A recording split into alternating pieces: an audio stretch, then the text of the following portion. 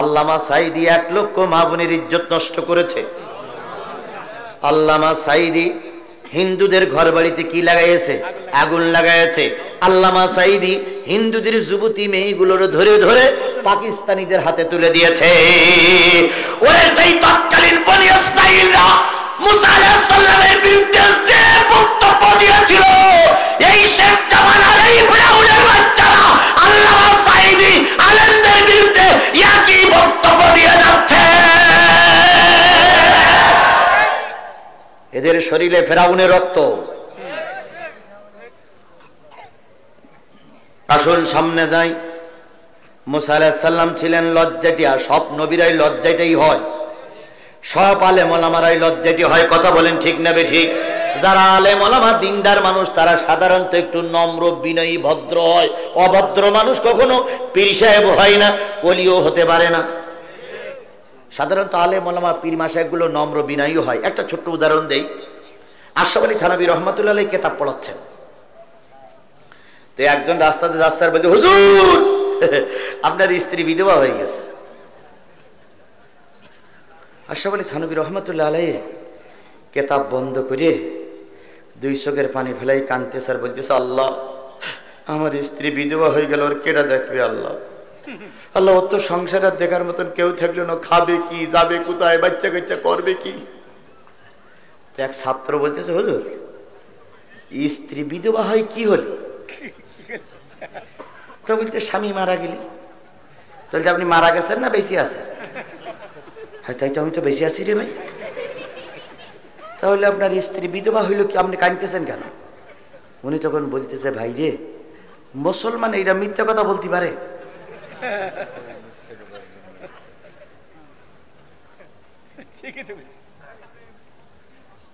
আজকে আমাদের সমাজেও টুপি মাথায় দিয়ে মিথ্যা কথা বলেছে, টুপি মাথায় দিয়ে কোর্টে আমাদের বিরুদ্ধে সাক্ষী দিয়েছে। কথা বলেন ঠিক না বেঠিক? আমার ভাইয়েরা, নবী রাসূলগণ হয় ধর্মভীরু, তারা হয় বিনয়ী, নম্র নম্র মেজাজের লোক। হযরত মুসা আলাইহিস সালাম দেখে প্রতিটা মনে মনে লেখা। মুসা আলাইহিস সালামের কয়টা দোষ? 4টা। লোকজন যখন মুসা আলাইহিস সালামকে পায় তখন ছোট ছোট বাচ্চারা কয়, ওই বলে সেই হুজুর, ওই দেখ ওই দেখ, হ্যাঁ ওই সেই লোক, ওই সেই লোক।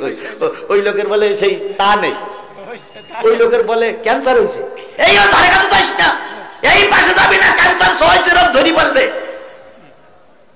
একটা নিরপরাধ মানুষকে কালারিং করার জন্য কত ষড়যন্ত্র। আজও বিশ্বনন্দিত আলেম কাঁদতে কাঁদতে শেষ নিঃশ্বাস ত্যাগ করেছে।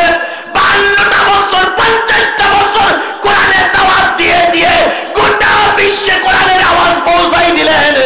যাবার সময় ধর্ষণের মামলা নিয়ে তাকে কবরে যেতে হলো।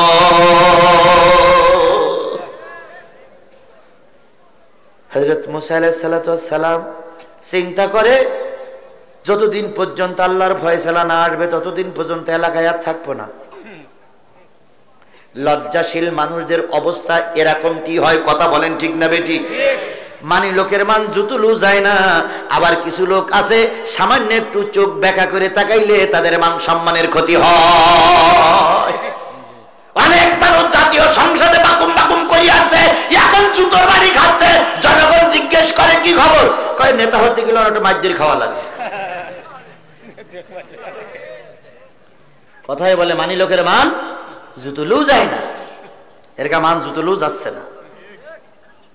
যদি তাই যেত, 3বারে 4বারের প্রধানমন্ত্রী বাংলাদেশের থেকে পালাই গেল, সে কখনো লিখতে পারে যে ডোনাল্ড ট্রাম্প আপনাকে স্বাগত জানাই, বাংলাদেশ আওয়ামী লীগের পক্ষ থেকে তার দলীয় লিডার বলছি, আর বাংলাদেশের প্রধানমন্ত্রী বলতেছি, এ কথা সে কোনোদিন বলতে পারে? বলতে পারে? নির্লজ্জ। আর ডাক্তার মোহাম্মদ ইউনূসের বলি, এত দুর্বল হলে দেশ চালানো যাবে না। মেরুদণ্ড সোজা করে দাঁড়াও। 18 কোটি মানুষ তোমার সাথে আছে, তোমার কিসের ভয়? ওই ভারতের ভাই বাবার দরকার নেই, ভারতের আমরা বলি না, কারণ ভারতের অস্ত্র থাকতে পারে, আমাদের বুক ভরা ঈমান আছে। বাঁশের লাঠি নিয়ে তকবীর দেব, ভারত চারিদিকে আক্রমণ হবে, ভারত টিকতে পারবে না। আল্লামা সাঈদীর বিচার করা।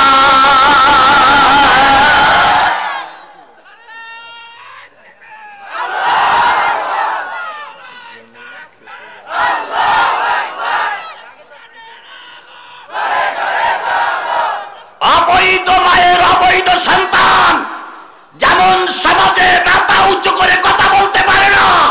রাতের আধারে নির্বাচিত নেতা, কোন অধিকার নেই আল্লাহ বা নেজামীর বিচার করার, কোন অধিকার নেই আল্লাহ বা সাইদির বিচার করার। সুতরাং তোমরা অবৈধ নেতা, তোমাদের ট্রাইব্যুনাল অবৈধ, তোমাদের বিচার অবৈধ, অবৈধ বিচারের অবৈধ নয়। মানি না, মানি না, মানি না। কথা কি বোঝা গেছে? বুঝলেন তে বোঝে না, না বুঝলেন তে কসু। তাহলে যে জিনিসটা বোঝাতে চাচ্ছি সেটা হলো কোরআন শরীফ কয়টা বিষয়ের উপর নাযিল হলো? একটা হলো হালাল, হালাল, আর একটা কি হারাম। 2-3 নম্বর হচ্ছে মহকাম। মহকাম মানে কি? হুকুম। হুকুম, নামাজ পড়া কার হুকুম? রোজা রাখা কার হুকুম? মেয়ে বয়স তাহলে পর্দা করতে হবে কার হুকুম?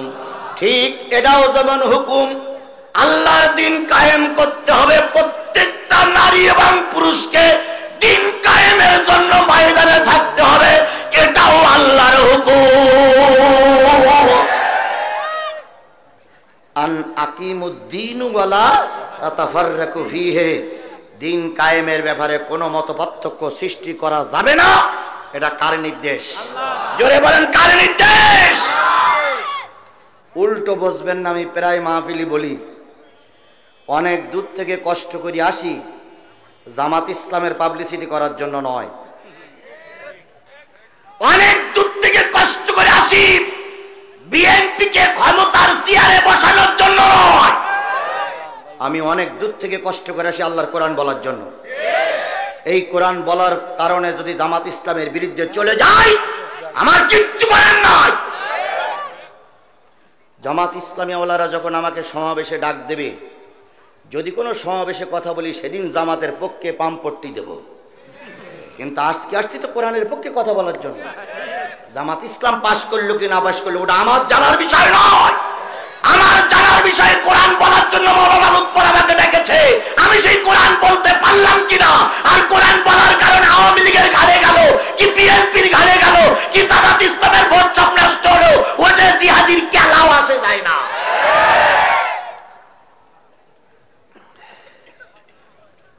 তাহলে দিন কায়েম করা ফরজ, কার হুকুম?